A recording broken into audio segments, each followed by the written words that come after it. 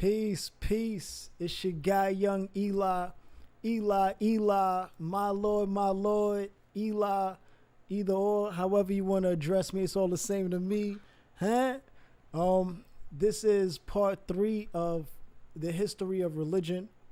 And right now I just wanna make sure the levels, everything is right. So let me check the YouTube real fast, right? Hold up. Yeah.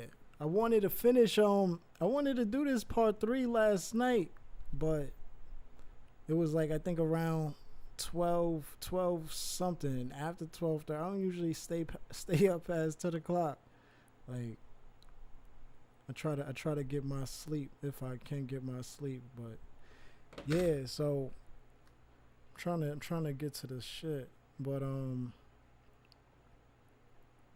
wanted to do it last night, wasn't able to. But it's all good, cause this is what we doing it right now. We on slide 91. Got 248 slides, so much information. So much information.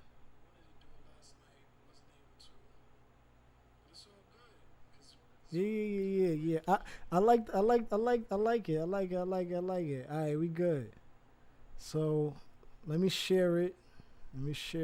Gotta share it. You already know. Um, share. I'm trying to think. Should I run down on the products again? You know what? Yeah, let's run down on the products. So check it out.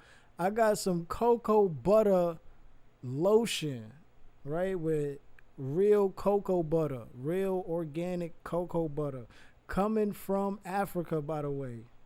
And this cocoa butter is so luxurious. This lotion, it's like when you wear it, just make you feel good.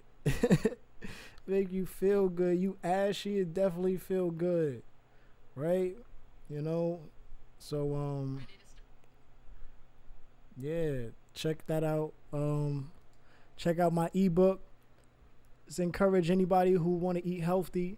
It's just 10 simple vegan recipes, and these are my favorite recipes. I've been vegan for a whole year now, so, and I'm just with the results. I'm just trying to encourage other people to eat more healthier and be more healthier, live more healthier, because your gut is really connected to your brain, man. Real talk. I mean, learning about the sympathetic nervous system, the parasympathetic nervous system, the vague nerve, the enteric nervous system. It's like this is real. It's real. You know. So did I share it? I'm trying to make sure I share it to who I gotta share it to. Hold up. Good thing you could just skip, right? So I would say just skip this a little bit, 'cause I just want to make sure I get this out. I think I got one more. Hold on. I think I got one more.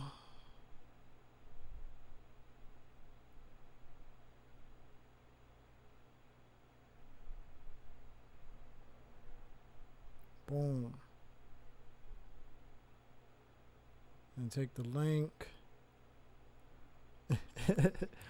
Gotta make sure to share. Look, I be having an issue with sharing. I be forgetting to share when I be doing stuff. And it's really important, you know? It's really important to share the work. I be definitely forgetting. Alright, hold on. Almost there. Boom.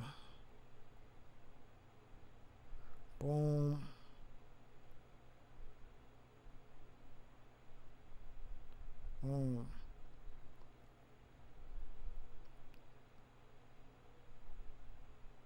Boom. Alright, I think that's it. Alright, so with that being said, let's get this started. Huh?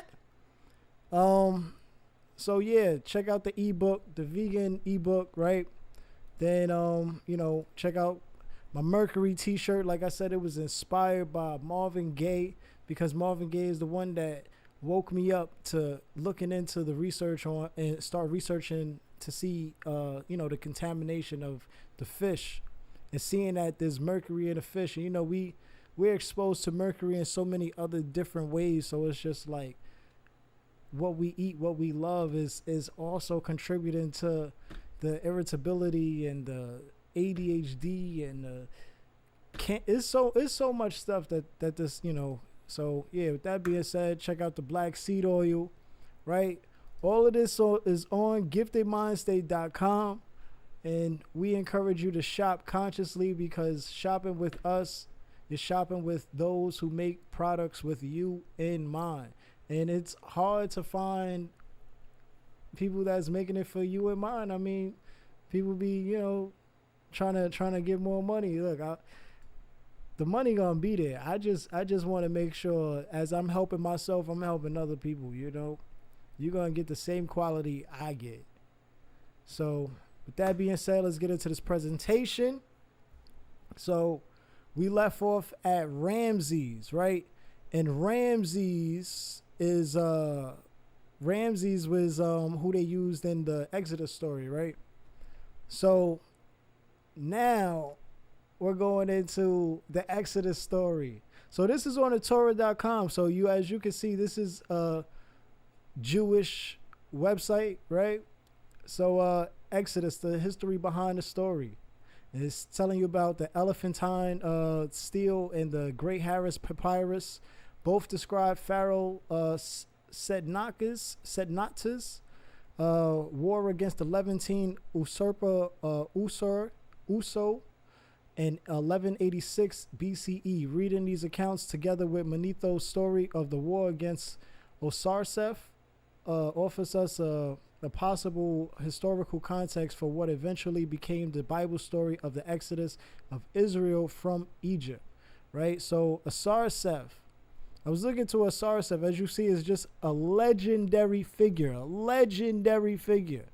but it says a legendary figure of ancient Egypt who's been equated with Moses. So you also see here they got Osarseph, the religious leader. They got him in the Museum of Jewish People.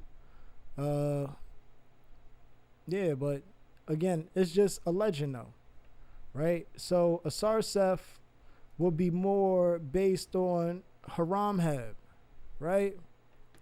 Haramheb, as you see, he's the one that basically was trying to get rid of all the corruption on the land that the Hyksos had created, which was under also what they said the ruling of Akhenaten. So yeah, Exodus, like I said, Exodus is, as you see, Exodus is a is a mythical story. It's not a historical event. It never happened, right? It was just because Exodus, when you talk about Exodus, you're talking about the sacrificial lamb. You're talking about the reason why the Jews celebrate Passover, and this is kind of like with Christianity, where Passover is, part of the resurrection or Easter, which is the Passage, right? The Feast of the Lamb, which is one of the days in Passover. So moving on, Yahweh, the war god, right? When you Google, this is why I put that there. When you Google Yahweh, the war god, this is what you're going to get. This is the article that's there. You can read that yourself. How Yahweh became God, which is God of everybody's God, right? Says Roma begins in the Sinai desert at the end of the 13th century BCE among Israel's Edomite neighbors who worship Yahweh as a god of wars and storms. Yahweh arrived in Canaan, where the Israelites lived, brought by a group of nomadic worshipers. Now, we already read that Yahweh was a lesser god, right? Yahweh was a lesser god to El, because he is one of the 70 sons of El. So, actually, let me see. El outside of the Bible, but yeah, El outside of the Bible. So it says Middle Eastern literature, right? El was found at the top of a list of gods in the ruins of the Royal Library of the Elba civilization in Syria, dated to 2300 BCE for the Canaanites. El, or Elu, like, was the supreme god and the father of mankind. Although a distant and somewhat aloof one, he may have been a desert god originally, for he reportedly built a sanctuary in the desert for himself, his wives, and their children. El fathered many gods, the most important being Hadad or Baal, Yao, and Mot, which share similar attributes to the Greco-Roman gods Zeus, Poseidon, and Hades, respectively. In ancient Canaanite inscriptions, El often called Turo El, or Bull El, or the bull god. Going back to the bull, right? Going back to the cow. And several, or the bovine, and several finds of a bull, statues and icons are thought to represent the aspect of El worship. However, he is also often described or represented as an old bearded man, an image of God as the Ancient of Days that persists in the Bible in Daniel 7:9. Other titles of El include creator of creatures, father of the gods, father of man. He is called creator eternal, as well as your patriarch, the gray-bearded ancient one, full of wisdom, king, father of years, and the warrior. In the Ugaritic Baal cycle, El is introduced as dwelling on Mount Lel, possibly meaning night, at the headwaters of the two rivers, which is the Euphrates and the Tigris, right? Or the Tigris and Euphrates, however you want to put that in order. He dwells in a tent, as did Yahweh in a monarchical Israel. Is it real? Is it real? Yo, shout out to Steve Coakley. Rest in power, or live in power. I like to say live in power now, because they ain't resting. They living through us. But which may explain why he had no temple in Ugarit. He is also called the compassionate God of mercy, slow to anger. He is also entitled the kindly one. He blesses humans and nearly always forgives them if they make atonement. He mourns for human pain and rejoices in human happiness. However, he remained at a distance, and often other deities, notably the goddesses Anat and Asherah, were enlisted as mediators to gain his aid. You see that? Asherah? Pay attention to that. Talk about El right here, right? So the Ugaritic text, KTU 1.2 13 to 18 describes a scene similar to Psalms 82 version of the heavenly council. Here, El is the supreme God, and it is specified that the rebellious Baal, together with those gods who shelter him, must be brought to judgment. Straight away, turn ye your faces towards the assembly of the convocation in the midst of the Mount of Lel. At the feet of El do you indeed make obeisance. Until the bull, my father El, give up, O gods, him who you are hiding, to whom they will be paying respect. It's that Shakespeare shit. I can't read Shakespeare like that, so it's all that shit. So hand over bow and his henchmen that I may humble him. In lists of sacrificial offerings, by the way, oh man, we're gonna get that's another presentation about sacrificial offering in El, right? The Holocaust. But brought to the gods, El name is mentioned frequently and prominently, even though apparently no temple was devoted specifically to him. Other titles which El or El-type gods were worshipped at Ugarit, including El Shaddai, El Elyon, which is the Most High, and El Berith, specifically named as children of El in the Ugaritic texts are Yam, which is the sea, Mot, death, Ashtar, and Baal or Hadad. The latter, however, is also identified as descendant from the god Dagon. I got Dagon in here too. That Dagon is where the Pope all that get their headdress from, and the Jesus fish, and a whole bunch of shit. You're gonna see it. From the Dagon, God Dagon, where El in his position of a distant clan father. In the episode of the Palace of Baal, Baal-Hadad invited the 70 sons of Itharat to a feast in the new palace. These sons of the goddess Itharat, or Asherah, are thought to be fathered by El. So now we talking about Asherah, right? Asherah is a Semitic goddess, ancient West Semitic goddess, consort of the supreme God. Right? Drop down the here at the bottom, right? Because we already know Asherah. It says it here. Asherah's consort was El. We already read that that was his wife. Now we go down here where it says inscriptions from 2 locations in southern Palestine seem to indicate that she was also worshipped as the consort of Yahweh. The word Asherah in the Old Testament was used not only in reference to the goddess herself, but also to a wooden coat object associated with her worship. And then you go into Asherah and other deities. It says Asherah has not been found in any Iron Age Tyrian or Phoenician texts. And so 1 Kings 18:19 might possibly hint that the Israelites associated Asherah with the Iron Age Phoenician god Astarte. In the Bronze Age, the Canaanite Asherah, known as Itharat, the wife of El and the mother of the gods, was a principal deity in Tyre.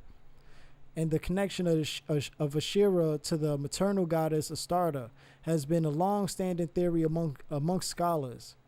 However, the specific name of Astarte is also found in the Bible, such as in Judges 2 and 1, Samuel 7. Therefore, if there is a connection between Asherah and Astarte, they were also sometimes differentiated for reasons unknown.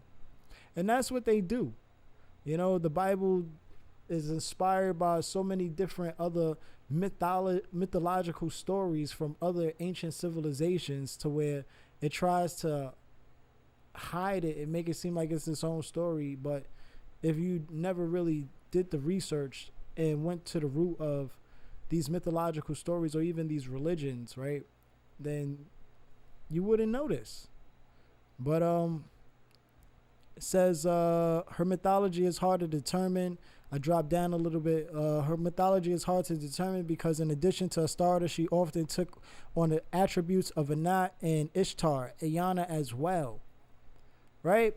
And Eanna, right, we seen that was Tammuz's mother. Tammuz, who is who? Jesus. So who would Eanna be again? Fucking Mary. And Dumuzi, right, of the Mesopotamian guy, he would be Joseph. So in the Canaanite metropolis of Ugarit, she was known as Itharat, the wife of El and the mother goddess as the mother of the gods. Some scholars believe she was seen as early as the 2nd millennium BCE as a popular female deity in the Hittite culture. She may have also been associated with the goddess Alat. The Babylonian goddess Ashuratu appears to be a version of Asherah, and she was known for her eroticism. The Babylonians learned of her through the Amorites, who saw her as a consort of the Amaru. Kind of seems like one of the Incas. And in Babylon, she was thought to be the daughter-in-law of Anu, and she was known as the Lady of Steeps, or Steps. Her association with mountains in Babylon may be hint to her Canaanite origin. So this right here again is showing you that Yahweh is coming from a Canaanite origin, because as you already seen, she was worshipped in southern Palestine as the consort of Yahweh. These lights, I'm telling you, these lights is fucking, they dehydrate the shit out of me. So good though. So the ancient Canaanite religion. Look at El. This is El right here. El Elyon, the Most High. Right? Everybody always say praise the Most High. right? Honor to the Most High. This is the Most High. This is who they praising.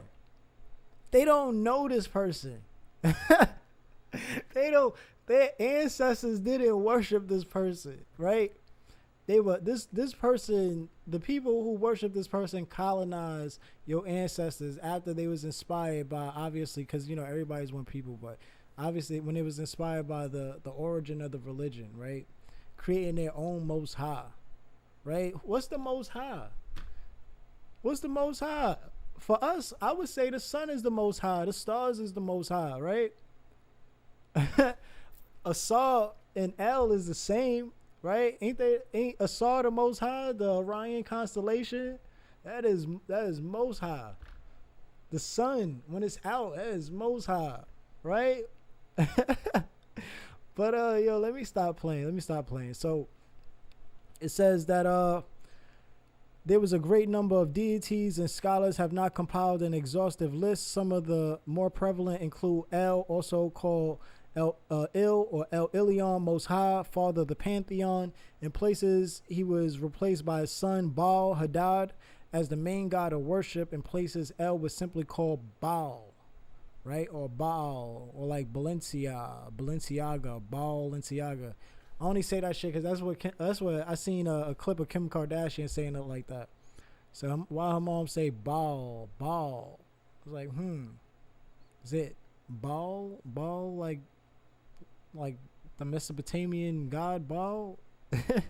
We gonna get to him anyway. He's almost up, but we got to get through this Most High, right? Everybody throw their hands up too, but don't know who they talking about the Most High is, but they imagine it. That's why I ended off the last one saying that the shit is bullshit. People be believing in bullshit because it's just an imagination, and it's only bullshit because it's not your idea. Your idea was inspired by others' ideas, and it's not actually your own idea. You can be inspired by yourself, by your own life, by your own experiences. You don't technically need the help of others, but the way we look at the concept of this Most High, this God, is the same way the colonizers motherfucking impression that shit on people way back in time when they was using it for colonization. But let's move on. El equals Yahweh? Huh? According to the Canaanite myths, El's marriage to the Barut produced heaven and earth. In the Bible, when you see God, it is a translation of one of the many versions of El. Elohim equals sons of God. Elohim. This is why they say it's plural and not singular, because Elohim means sons of God. El Shaddai, God Almighty. El Roy, God of seeing. El Elyon, God of the mountains, or Most High. Right? When you see Lord, it is a translation of Yahweh, probably pronounced Yahweh. YHWH probably pronounced Yahweh, which means something like I am or I will be. Though these names are often used interchangeably, some think that they were originally two different gods. One a Canaanite and what is this right here? Disregard this. Look, I don't know what this person. Yeah, look, disregard that right there. But these gods merged into the story of Exodus. When God speaks to Moses and tells him that his name is Yahweh, that he is the God El of Abraham, Isaac, and Jacob, some scholars think King Josiah revised the tale to unite the two traditions. Before this moment, some biblical authors only called the deity El or God, and some call him Yahweh. A divergent El called Baal, which is Lord, became an enemy god.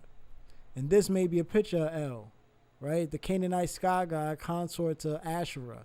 Now this right here, I ain't gonna front. I ain't gonna hold you. These two pictures here I got off of Google. But at the end of the day, the information is, it's, and when I say Google, I mean Google Images. The information is still relevant. Feel what I'm saying? We already read what's in here anyway, so it's nothing to that's why I just said just disregard that one line, because I'm not in control of the sources. I'm just presenting the sources and just showing how easy it is to use Google to expand your knowledge.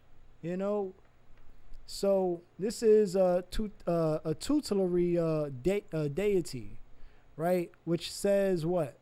A tutelary is a deity or a spirit who is a guardian, patron, or a protector of a particular place, geographic feature, person, lineage, nation, culture, or occupation. The etymology of tutelary expresses the concept of safety and thus of guardianship.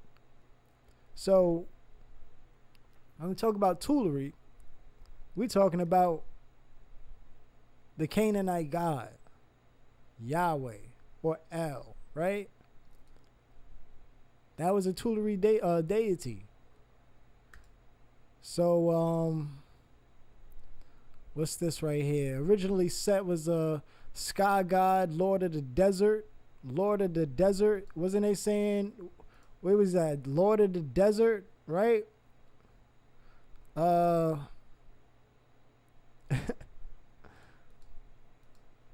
Lord of the desert, master of storms, disorder and warfare in general, a trickster.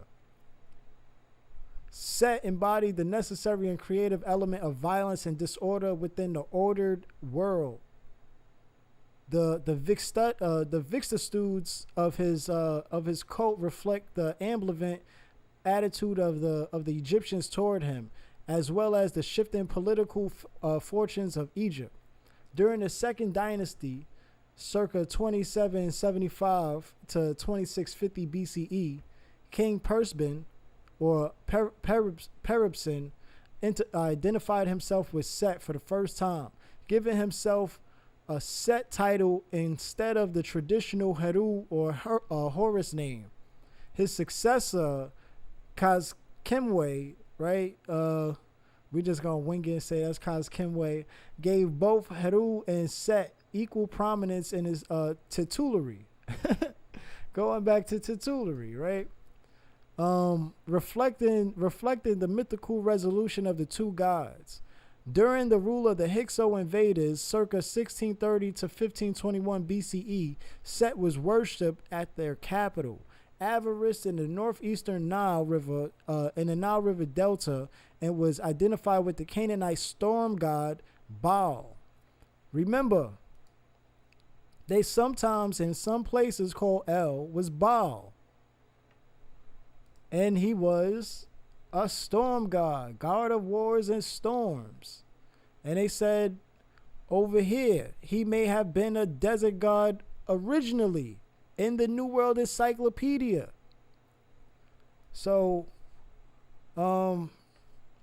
Set, what it said, during the New Kingdom, Set was esteemed as a martial god who could sow discord among Egypt's enemies. The Ramesside pharaohs originated in the northeastern delta ranked him among the great gods of Egypt.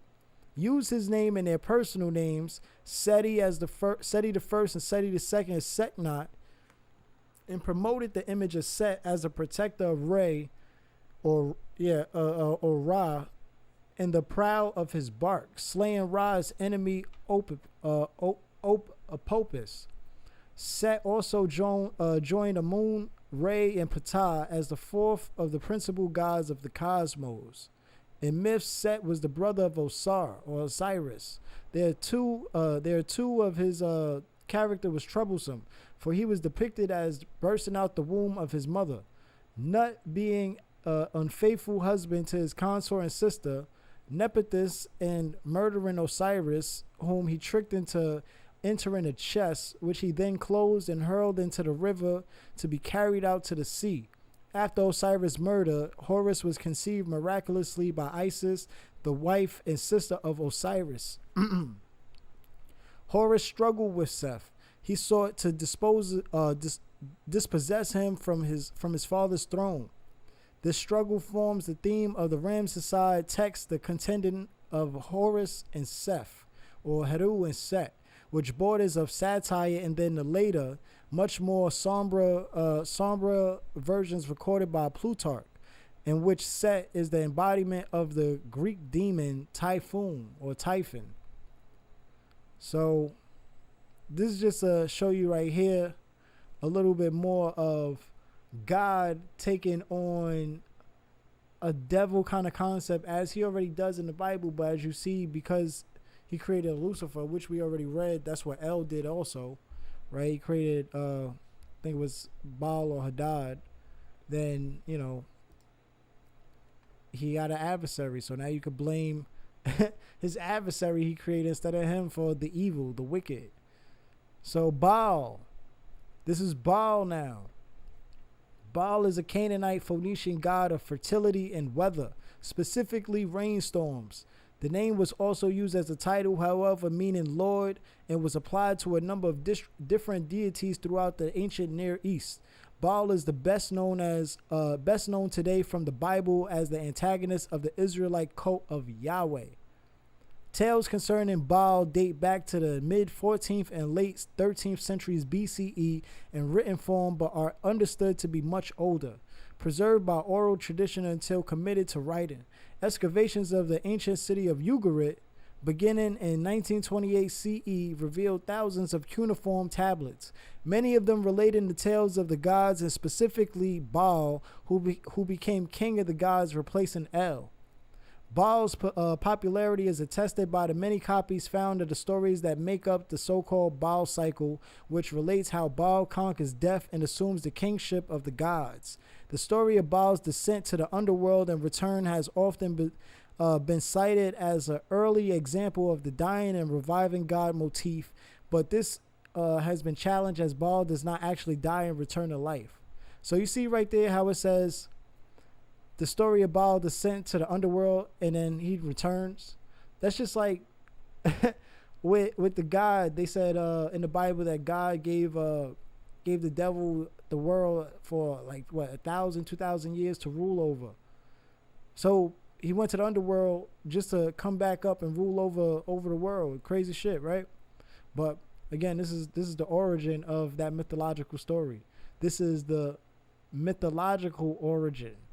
You know, the personal name God is a theoraphic name which could apply to many deities throughout the Levant and Mesopotamia, but is most frequently used to refer to Baal, Adad, also Baal Adad, the god of storms and rain in Canaanite and Mesopotamian religion, who eventually became a war god as well.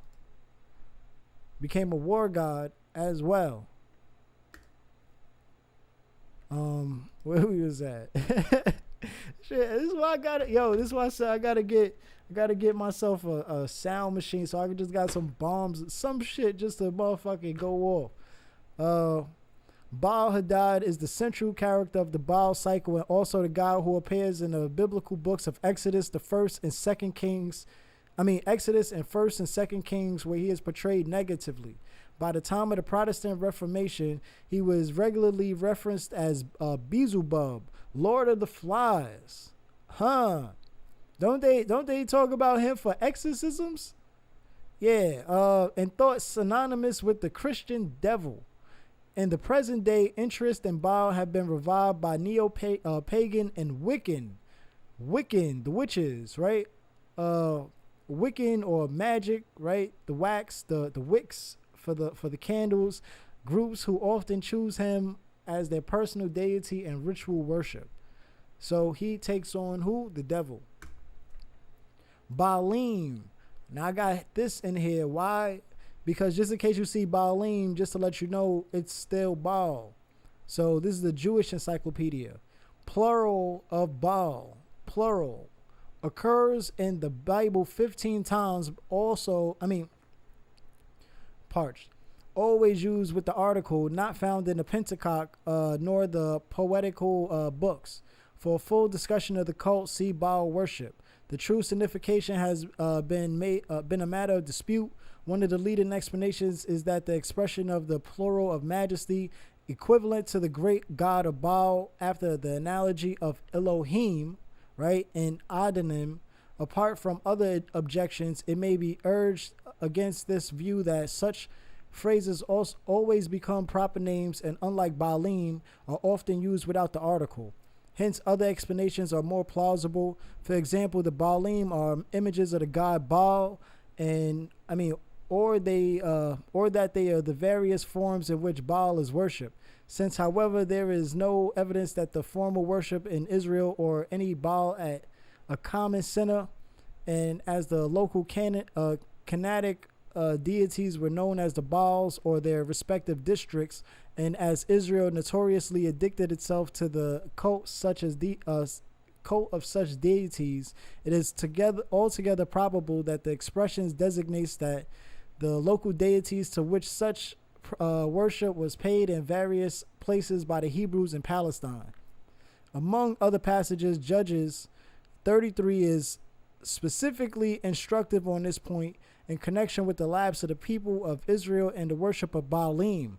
It is there said that there may be Baal Berith, their god. Damn. Parched. Hold on.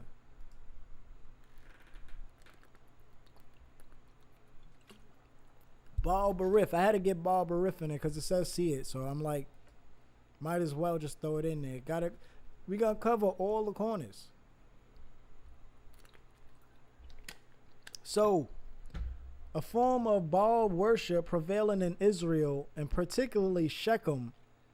The term Baal is shown by the equivalent El Berith, right, to mean the God of the covenant. The God of the covenant of the Israelites. Didn't they just say they worship Baal? And then they made him a antagonist. Come on. So yeah, I'm not reading all of this. So you could pause it, read it, but we're gonna move on to the right. In the Bible, Baal was an important Canaanite god, often portrayed as the primary enemy of the Hebrew god Yahweh. The Semitic word Baal, meaning Lord, was also used to refer to various deities of the Levant. Damn. It just be all there. Look. Now we breaking down El. El, the general term for the deity in the Semitic languages, as well as the name of the chief deity of the West Semites. El was described as the titular head of the pantheon, husband of Asherah, and the father of all the other gods except for Baal. His most common epithet was the bull, but he was also sometimes called the creator or the possessor of the heaven and earth. Although as a venerable deity, he was not active in the myths, which primarily concerned his daughters and sons. He was usually portrayed as an old man with a long beard and often two wings. He was the equivalent of the Hurrian god, Kamarbi, and the Greek god Kronos, right? We know about Kronos, the father of time. In the Old Testament, El is commonly used as the synonym for Yahweh, and less commonly as the general term for deity. Elohim, singular. So we know that Elohim is plural already, right? We already understood that. So it says Elo, the God of the Israel in the Old Testament. Now, pay attention to Elo right there. Eloah. Pay attention to that. So Elohim is a plural of majesty, the term Elohim, though sometimes used for other deities, such as the Moabite god Shemosh and Sidonian goddess Astarte, right? And also for other majestic beings such as angels, kings, judges, and the Messiah, is usually employed in the Old Testament for the one and only God of Israel, whose personal name was revealed to Moses as Yahweh. When referring to Yahweh, Elohim very often is accompanied by the article Ha, to mean in combination the God, and sometimes with the further identification Elohim, meaning the living God. Though Elohim is plural in its form, it is understood in the singular sense Thus, in Genesis, the words, "In the beginning, God, Elohim, created the heavens and the earth." Elohim is monotheistic in connotation, though its grammatical structure seems polytheistic. Then you see it got cut off. It wasn't necessary to put it there, but you could just go Google Elohim, go to the Britannica, and read it. The Israelites probably borrowed the Canaanite plural noun Elohim and made it singular in the meaning of the cultic practices, right? Come on. El. So you got Melchizedek blesses Abraham in the name of Elyon El, God Most High. El is a Northwest Semitic word meaning God or God, right? So we already know what it means. We're just showing a little bit more. So Yahweh is translated as the Lord, right? Just like Baal. El can be translated as a god or God, depending upon whether it refers to one God or to a lesser divine being, which they said Yahweh was a lesser God. As an element in proper names, El is found in ancient Aramaic, Arabic, and Ethiopic languages, as well as Hebrew. Example, Samuel, Joel. In the post-biblical period, El becomes a regular element in the names of angels, such as Gabriel, Michael, and Azrael, to denote their statuses as divine beings. The semantic root of the Islamic word for God, Allah, is related to the Semitic word El. So why did I also, and this is the thing too, they always say that the Hebrews or the Jews, the Christians, the Catholics, the Muslims, that they're praying to different gods. No, they're praying to the same God. It's the same origin. It's the same God. It's the same name, just different variations. That's all it is. This is, look at the source. New World Encyclopedia. The semantic root of the Islamic word for God, Allah, is related to the Semitic word El. And we get more into that anyway. Elyon, right? Most High God in Hebrew. This was what I Googled. This is what you get. Elyon. You see, it's not just the Wikipedia. This is Elyon is all over. This is just God Most High, the Most High God. That's it. The Most High. Now, what we talking about? This is Psalm 82:6, where he says, I appointed you judges. Well, actually, let's go to, where was it at? Yeah. I said, you are gods. At the NOG, I said, you are gods. You are all sons of Elyon. Right? Now, look under that. I declare, gods though you be, offsprings of the Most High, all of you. That's a what? Translation for Elyon, Most High. And then we keep going down. All you see is the Most High, right? Or El Elyon. But the Elyon is what sticks out, because when they say Most High, this is why people say their God is the Most High, right?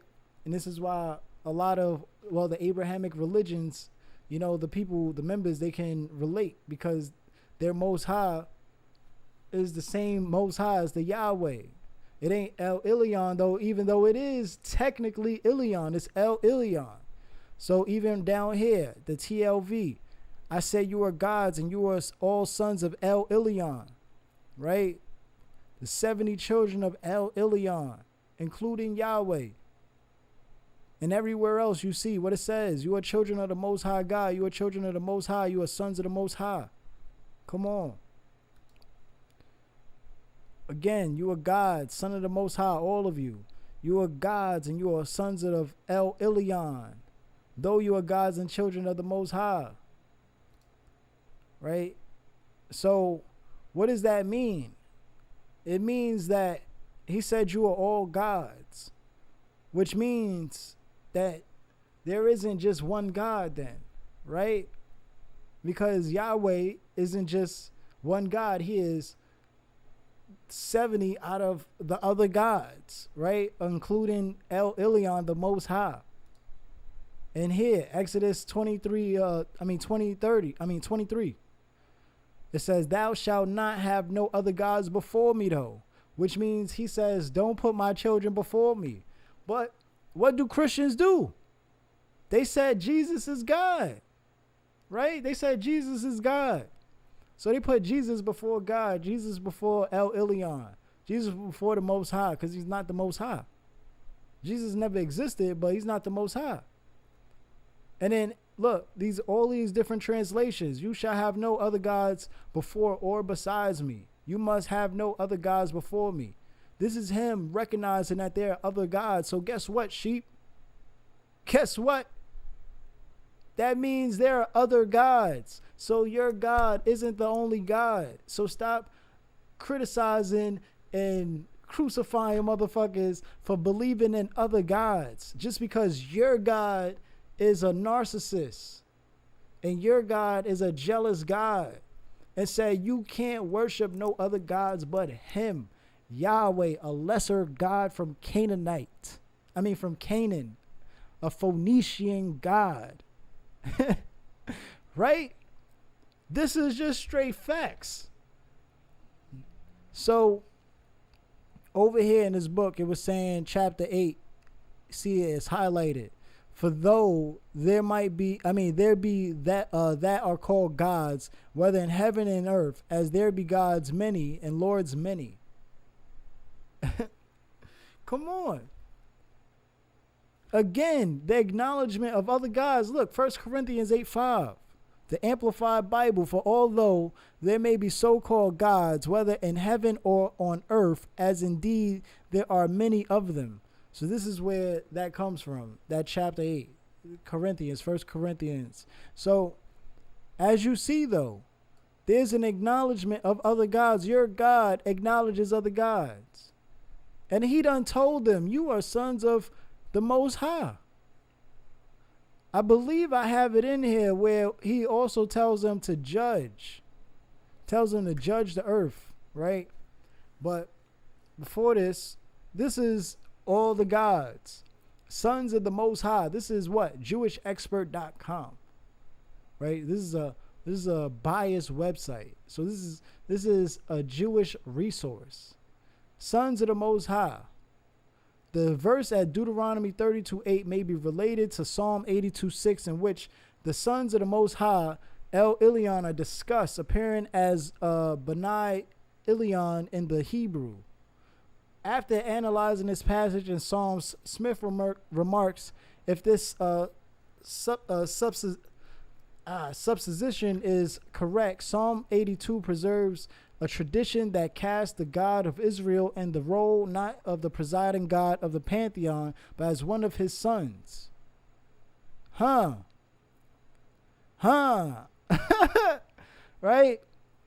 And then it says, moreover, Biblical and Semitic languages scholar Dr. Michael S. Heiser notes that Psalms 82 and 89 reflect accounts of Elohim and the clouds, and as it is appropriate for astrotheological entities, astrology,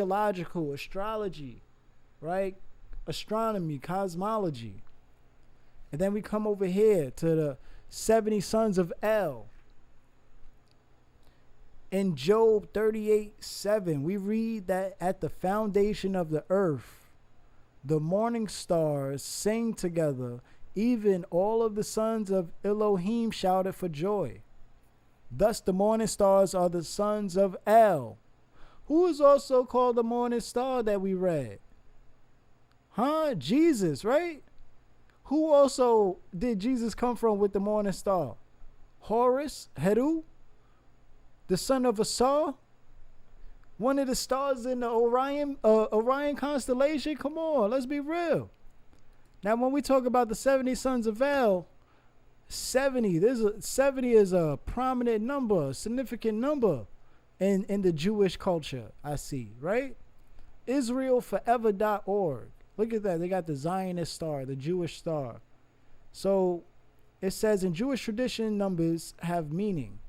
70 is a number we are seeing appearing over and over, a pattern that emphasizes significance. Here are a few examples that you could learn about to better understand the many faces of the nation and history of our people, Israel. Now, I'm not reading all of this, but all in all, I got Septuagint. I think I got Septuagint at the end of the shit too. But I'm not reading all of this, so you can pause it, but we're going to go through it. You got the 70 sons of Abraham, the 70 nations of Noah, of the world, 70 languages spoken after the destruction of the Tower of Babel. 70 was the key to the creation of the Jewish people in the book of Exodus, moving the story of our ancestors from family to nation. 70 souls of the children of Israel. 70 holy days. 70 offerings were made in the temple. 70 wise men of the Sanhedrin. 70 years of Babylonian exile. 70 years after the destruction of the first temple began the construction of the second temple. 70 CE, the siege of Jerusalem by the Romans began and the second temple was destroyed. 70, which is Septuagint. 70 elders were assembled by Moses. 70 names in the holy city of Jerusalem. And again, as you see here, Septuagint is Latin for what? 70. 70. So where you get the 70 sons of El from, right? Where they pulled that Yahweh from. Basically, it's just a whole bunch of continuation of, this pattern that they got. So here we go to another variation of this name, Jehovah. What do you see right here for Hebrew? Adonai, right? Now in part 2, in the beginning, we had hit Adonai. That was one of the names of God, right? And Adonai means what in Hebrew? My Lord, which goes into another Hebrew translation for Yahweh. And then you got the Y and the HWH or the JHVH,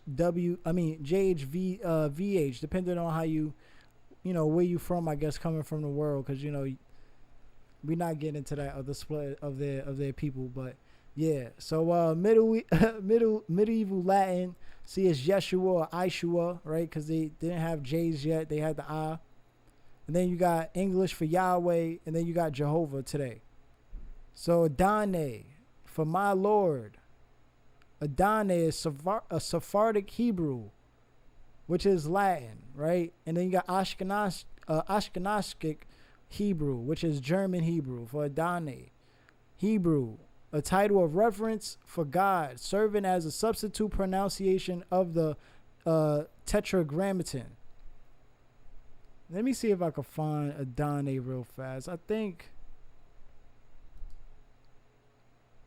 I could find it real quick. If not, it is what it is. I think I could find it real fast though.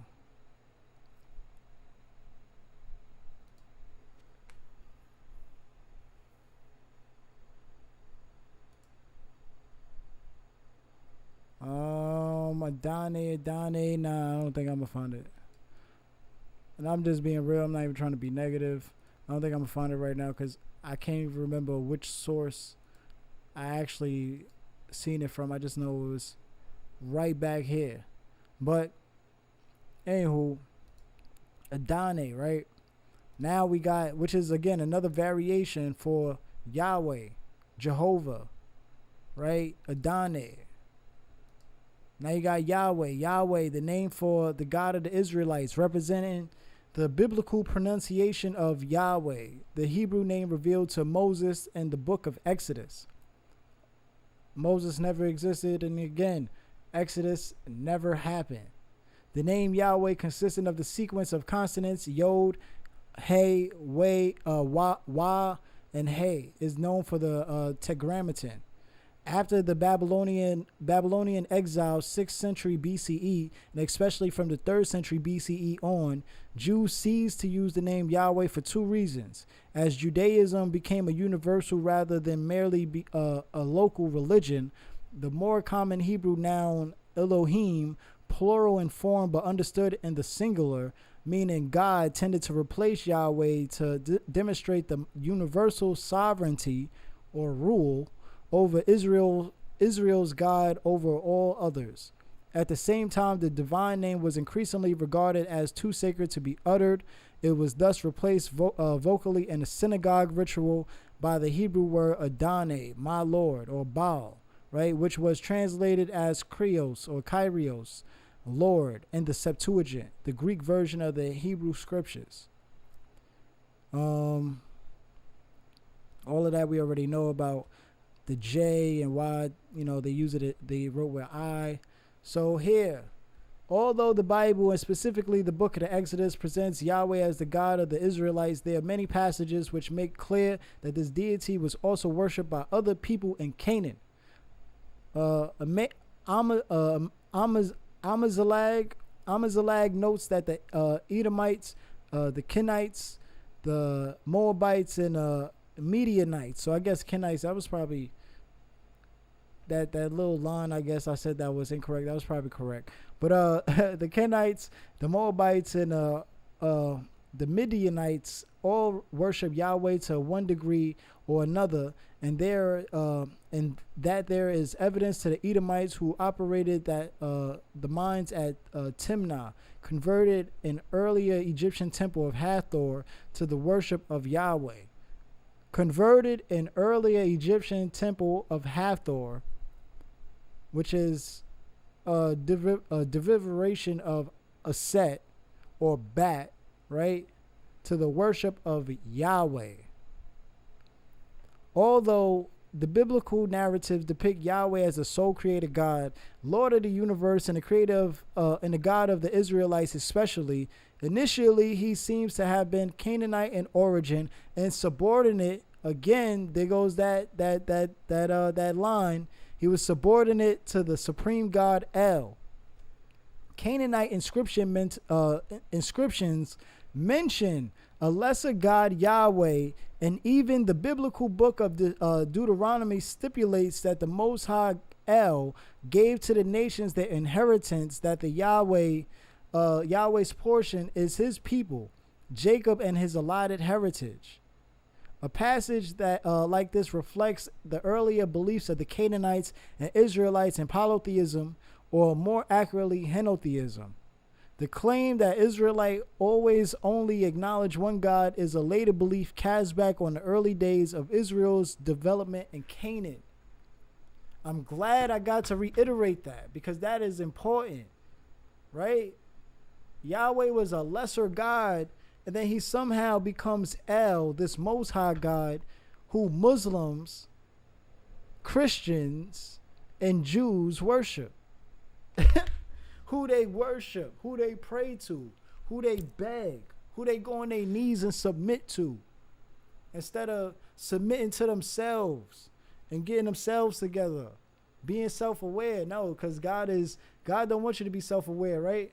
According to According to Genesis, he didn't want them to eat from the tree of knowledge. He wanted them to eat from the tree of life, which means what? They would have been ignorant still. They would have only known what he told them, instead of thinking for themselves, which is what they was able to do once they ate from the tree of knowledge, right? So, come on. Gotta think. We became self-aware. Well, we didn't become, because Adam and Eve ain't real. They come from the Adapa story, right?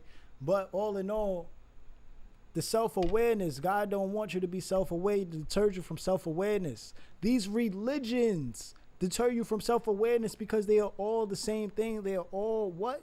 Part of the Abrahamic religions, the belief system. Let's be honest.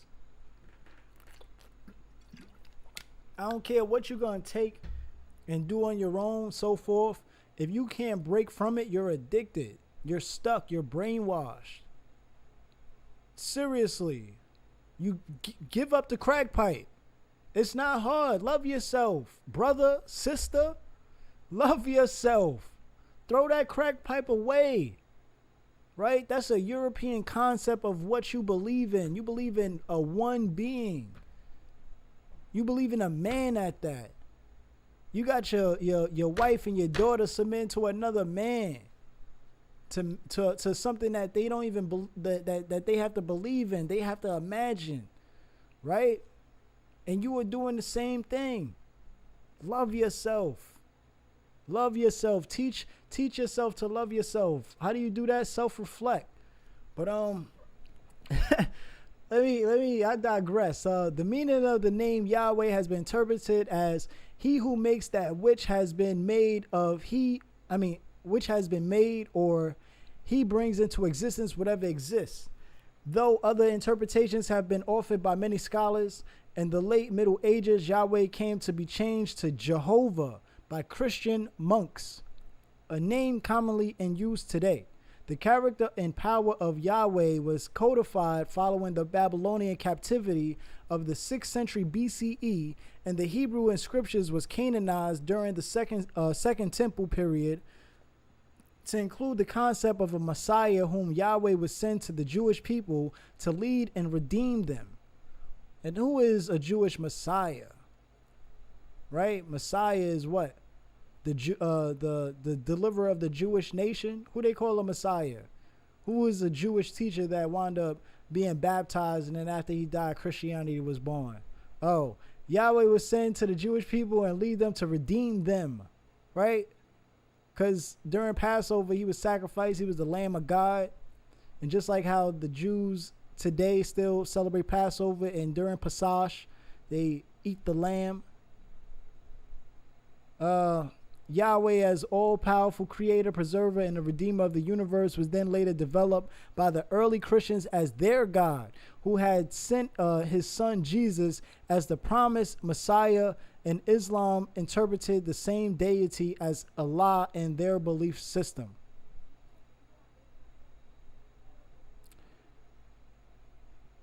I want to read that again.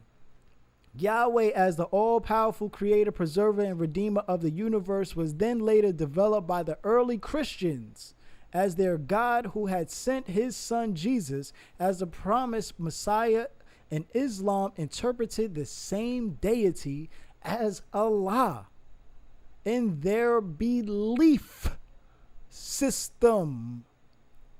I'm glad I got a spit guard. Right? So, extra biblical mention of Yahweh. The oldest mention of Yahweh was held to be the Moabite stone, also known as the Mesha stele, erected by King Mesha of Moab to celebrate his victory over Israel in circa 840 BCE. The inscription mentions how Mesha, after defeating the Israelites, took the vessels of Yahweh to Chemosh, the chief god of Moab, meaning the objects sacred to the worship of Yahweh in the temple, most likely the temple in Israel's capital of Samaria. The Moabite stone was discovered in 1868 in the modern-day Jordan, and the find published in 1870. As the first extra-biblical inscription found to mention Yahweh, much was made of the discovery, as the stele reported the same event from the biblical narrative of 2 Kings III, in which Mesha the Moabites rebels against Israel. The way the Yahweh line was interpreted further supported the concept of Yahweh as the God of Israelites, alone, since Mesha claims to have taken the Israelite God's vessels as tribute to his own. And this is an old ass motherfucking tablet. You see that shit? That motherfucker old. But it's not that old. It's not that old. Right? What they said? 840 BCE. 840 BCE is it's not that old. We have shit older than that. And them motherfuckers didn't believe in no fucking Yahweh. They didn't believe in no one God. They didn't worship no one God. Hebrew names of God. This is HebrewForChristians.com. Look, I'm going to y'all sources too. I can't just get at the sheep and try to motherfucking bring my sources and not get y'all sources. I'm pulling your sources too. The introduction. Adonai is plural of Adon, meaning Lord, Lord, Lord, master or owner, right? In the Tanakh, the word Adon can refer to men and angels as well as to the Lord God of Israel. God is called the Lord of Lords. And Psalms 8:1 mentions God as Yahweh, our Lord. The plural from Adonai, like the plural form Elohim, regularly used with similar verbs and singular verbs and modifiers. So it is best to construe the names as a emphatic plural or plural of majesty. When the plural is formed using a singular possessive ending, my lords, it always refers to God and occurs over 300 times in the Tanakh in this form. The Mezorites ensured that the sacred name of the Lord, Yahweh, would not be taken in vain by putting the vowel marks for Adonai under the letters in the running text. They did this to remind the reader to pronounce Adonai regardless of the consonants in the text. However, Adon and Adonai also appear as the name of God in the Hebrew Masoretic text. And some of this will be listed here. Some of these will be listed here. Adonai and Adonai constructs. For each name in the list below, I provide the following information. The Hebrew text for the name. Oh, so I didn't even put it there. So there you go. It's just right there. Just Lord, right? Adon, Adonai. So again, when we go to Lord, we're talking about Baal, right? Baal is Lord. What it says, the name has been used as a title, however meaning Lord. This is also who? This is Lord, right? It says El Elyon. When you see Lord, it is translation to Yahweh. Come on. This is, and then, so what they did was Yahweh becomes both of them. Yahweh becomes El Elyon and Baal. Yahweh, you know, so this is why he creates all good and all evil. So this is now going into more of Yahweh and connecting it to Allah. As you've seen, remember it says Elo, right? Eloah. This was right, I think it was right over here with L. Here we go. El Elyon, singular, right? Ilio, right? Or Iloah. So then when we go to Allah, what does it say? And this is the etymology dictionary, which means it's the root definition, the first definition. So it says the Arabic name for the supreme being, Al-Ha, from Arabic Allah, contraction of Al-La, literally the God, from Al, the, La, God, which is the cognate, which is Aramaic Elah. Hebrew, Eloah. See Elohim. Yahweh, a form of Hebrew name of God used in the Bible. The name came to be regarded by the Jewish people, as to sacred to be spoken, as the vowel sounds are uncertain. So we know that Yahweh, Elohim, El Elyon, Allah is all the same now. We know it's all the same now. Adonai, we know it's all the same now, and they are all the sons of El Elyon. Though, when we go to the root of the belief system, but technically because of current times now, Christian doctrine, all of that was taken, all the elements was taken out of that and just put it into this one deity, this one mythological character. So here we go with Aristotle. I wanted to give a little summary on Aristotle, just for the simple fact that right here is a source where you'll see where I was telling you about the Jews coming from India. So Aristotle is a Greek, right, of Chaldees, Greece. He died in 322. He's an ancient Greek philosopher, a scientist, and one of the greatest intellectual figures of the Western history. He was the author of a philosophical and scientific system that became the framework and vehicle for both Christian scholasticism and medieval Islamic philosophy. Even after the intellectual revolutions of the Renaissance, the Reformation, Reformation and the Enlightenment, Aristotelian concepts remained embedded in the Western thinking. So now, going to Aristotle, right? Aristotle and Jewish legend. And this is, again, going back to the Jewish Encyclopedia. This is their source. It says right down here at fragment of Clearchus. In his first book on sleep, he relates of Aristotle, his master, that he had a discourse with a Jew.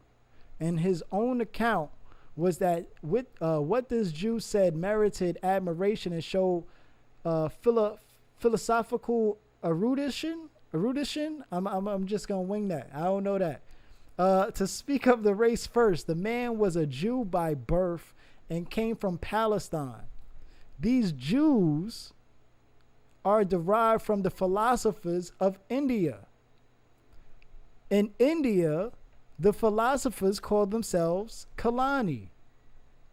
And in Syria, Jews, taking their name from the country they inhabit, which is Judea, right? The name of their capital, which is rather difficult to pronounce, they call it Jerusalem. So, going over here, regarded as a Jew, do we gotta go through this one? No. So you could just pause this if you want, and you could just read through that. Moving on. This is dealing with the dualism. Oh, Zoroastrian, right? So this right here is the predecessor for Judaism. Without this religion, this Iranian religion, you would not have Judaism. So going here, it says the religion of hold on. I'm not even gonna do it to myself. Let me drink some water first.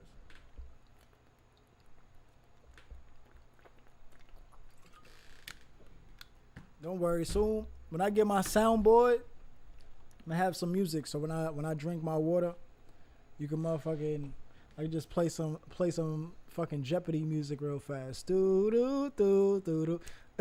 So the religion of Iran before the time of Zarathustra is not directly accessible, for there are no reliable sources more ancient than those composed by or attributed to the prophet himself. It has been studied indirectly on the basis of later documents and by a comparative approach. The language of Iran is closely akin to that of northern India, and hence the people of the two lands probably had common ancestors who spoke a common Indo-Aryan language. This is the Indus Valley civilization that we read about in the beginning in part 1, right? The religion of those people has been reconstructed by means of common elements contained in the sacred books of Iran and India, mainly the Avesta and the Vedas. Both collections exhibit the same kind of polytheism, with many of the same gods, notably in the Indian Mitra, the Iranian Mitra, which is coming up in the next 2 slides. That is also where you're gonna see your Jesus at. So when you see a lot of Jesus pictures and the paintings and so forth, he's always got the sun behind him, and we're gonna see the inspiration for that, the origin of where the sun being behind a god comes from. So here we go. The cult of fire, sacrificed by means of sacred liquor, and other parallels. Now this also goes into going back to the Jews though, and even the Holocaust, because if you ever looked at the definition, you just Google Holocaust definition, you'll see it says a burnt sacrificial offering, right? So I mean, the sacrifice is an offering already, and the burnt, I mean, they did say they had an oven, but it's just crazy though, because they said the cult of fire. And then, you know what, like I said, it's just hard to. I digress. It's just hard because I got so many fucking presentations coming up. I got to get this out the way. So that's another one later on. We're gonna get into the whole Zionist movement and everything that came after that and before that. So got to get through the religion first though. So there is moreover a list of Indo-Iranian gods in a treaty concluded about 1380 BCE between the Hittite emperor and the king Mitanni. The list includes Mitra and Varuna, Indra, and the two Nastasias.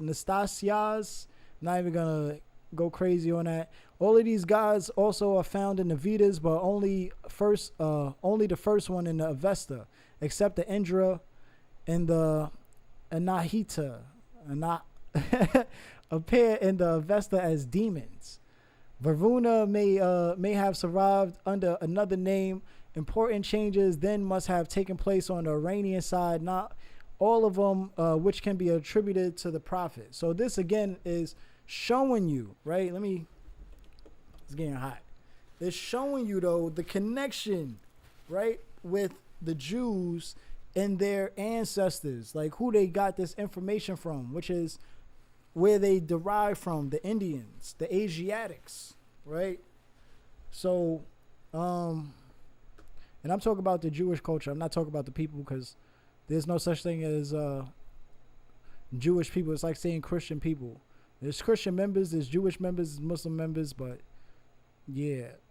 With that being said, Zoroastrianism, ancient pre-Islamic religion of Iran that survives there and isolated. And this is also when they talk about, you see, it says pre-Islamic religion. So when they say Islam has always existed, this is what they're talking about, right?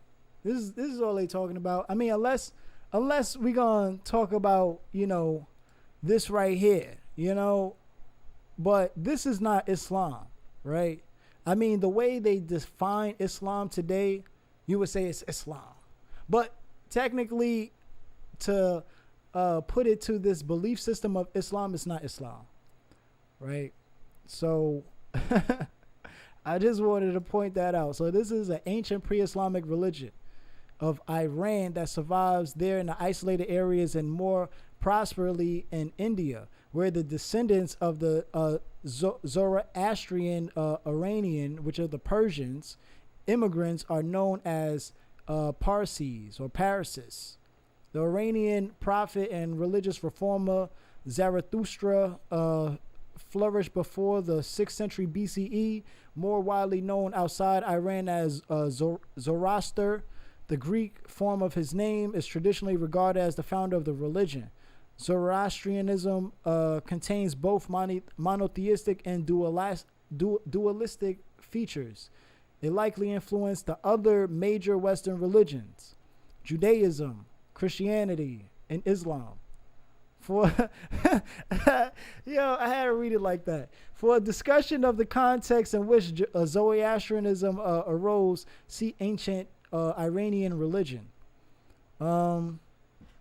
Do I have to really read the rest of this? Yeah, let's go. Nature and significance. Actually, you know what? Let's see how much time we got in, because last time I seen it was like an hour and a half. I'm trying to keep these shits short, just so because people will be more willing to go to the other video compared to watching a whole hour and a half, 2 hour video. So let me see how long we've been on. I wish that shit told me on here. Actually, it does. Duh. All right, we've been on for an hour, 18 minutes.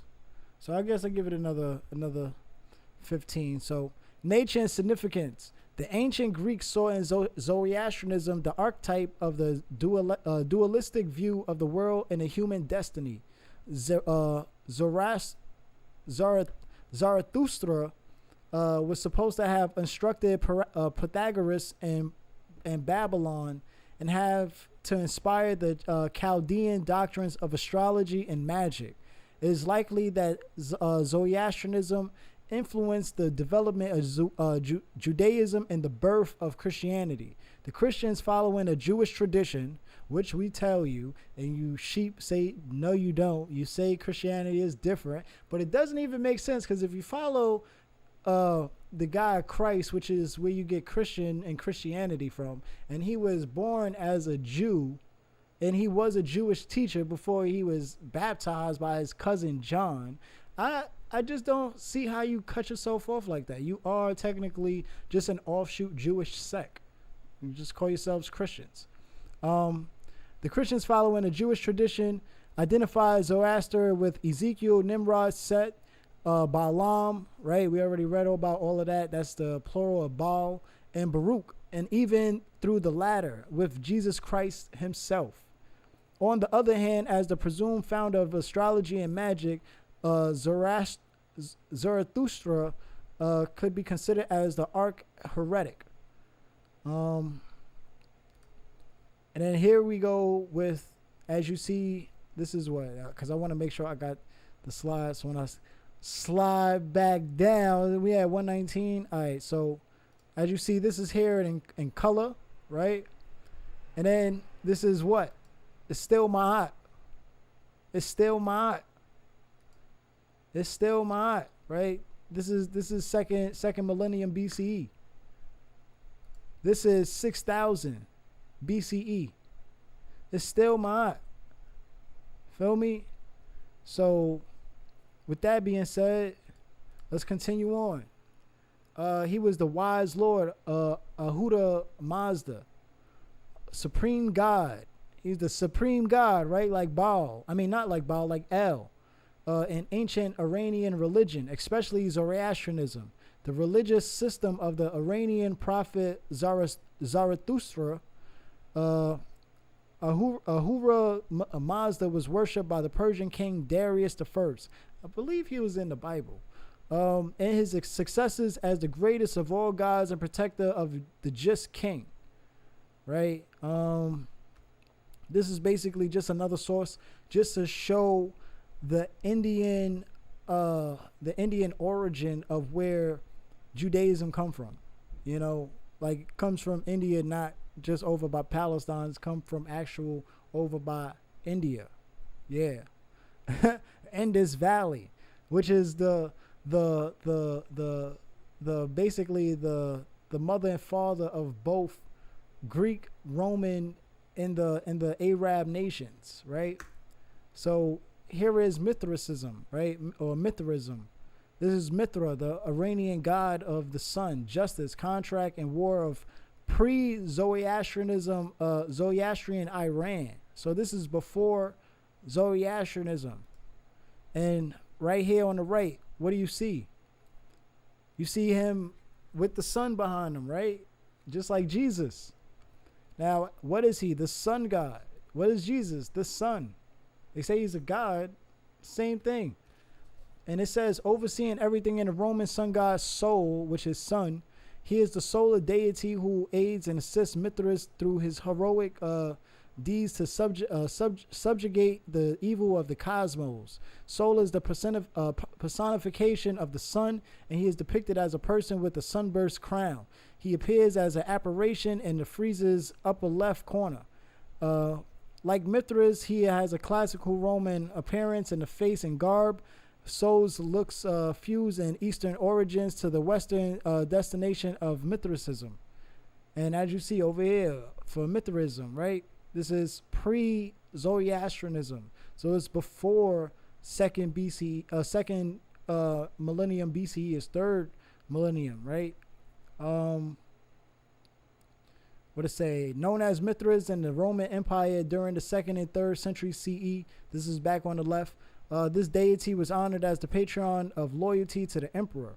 After the acceptance of Christianity by the emperor of Constantine in the early 4th century, Mithraism rapidly declined. So before Constantine, this is what they was worshiping. And it was so easy just to replace Jesus with this, right? Because let me just jump ahead real fast. What does Jesus have right behind him? That's the sun. That is the sun. This is the sun. This is the sun. So let me not skip. So jumping now, going into Shamash. This is Shem. This is where these nigger brews, these nigger, is it real children, the Israelites, right? This is where they say they're the children of, or even the Jews for that matter, they're the children of Shem. Shem never existed. How can you be the children or the descendants of someone that never existed? This is why I say it's a delusion. You have to really be delusional to imagine yourself being a descendant of someone that never existed. Like, do you not love your parents if they passed away? Do you not love your grandparents if they passed? Your aunts, uncles, somebody that you wind up finding out and down in your bloodline that's, that has done something remarkable or something that you could be proud of. Like, you don't love them, your ancestors? Come on, you gonna attach yourself to a motherfucker that never existed. There's no archaeological evidence. There's no evidence at all to prove that they existed besides mythological stories, legends. Yo, you can't make this shit up. You can't. I'm not making this shit up. This shit is real. Like, and it's like, it sounds like I'm attacking, and I'm not. I'm not trying to attack. It's like, damn, wake the fuck up, sheep. Stop. Like, what is a sheep? Someone who feels that they're protected by God, by definition. I wish I put it in here. But by definition, you protected by God, and you're a follower of God. You're a follower of Jesus. Or you just follow the crowd. Those are the definitions. Like, can't make this shit up. Shemesh is the sun god, but he also is this is why the Jews why you can go back to Shemesh, right? Is because the Jews worship Saturn, right? Because Shemesh is not only the sun god, but he is also the Saturn god, because we're going to read later down the line that the Mesopotamians sometimes confuse the sun with Saturn. And if you look, I think I actually have it too. For NASA, they show you Saturn and the sun aligning. And he got the sun. This is the pendant that he has right there is the sun. But there's also right here on the right, right? This is Shemesh also. This right on the right, which is basically zoomed in on what's on that table. That is the sun and Saturn meeting up together. Where does Saturn come from? Saturday. Again, like how we said Shabbat. This is the Jews their day of worshiping Saturn. So yeah, so anywho, it's going back to the sun though. This is the sun god, Mithra, right? So we're now showing you that Yahweh is the war god, but he is now turned into a sun god. Because what is the Pope doing right there? What does he have? He has a communion cookie or cracker, right? And it got what? It got a cross in it. What does Shemesh have? A cross. That is the sun. What is that sun? The sun petroglyph, right? The natives. That's a sun. Look at the Celtic cross. That's a sun. That's a sun. Right? This is the sun and Saturn, but it's still the sun. Right? Because we're talking about the sun god. And then going more further, look, the sun. This is why they worship the sun. This is why they worship the sun. Now, I'm not too sure if the Romans invented crucifixions because of the crux, but I do know it was put in the Bible because the Bible has a lot of allegory and astrological analogies. And here, right, which what Jesus, the sun, was put on is the crux. Now, look at the crux. It goes, they're showing you the pattern of the sun. It goes It goes up to the middle, goes left, right, dead. And then guess what? For the resurrection, for Easter, it rises back up to the highest point, right? Now, it says Crux is a constellation of the southern sky that is centered on 4 bright stars in a cross-shaped asterism, commonly known as a Southern Cross.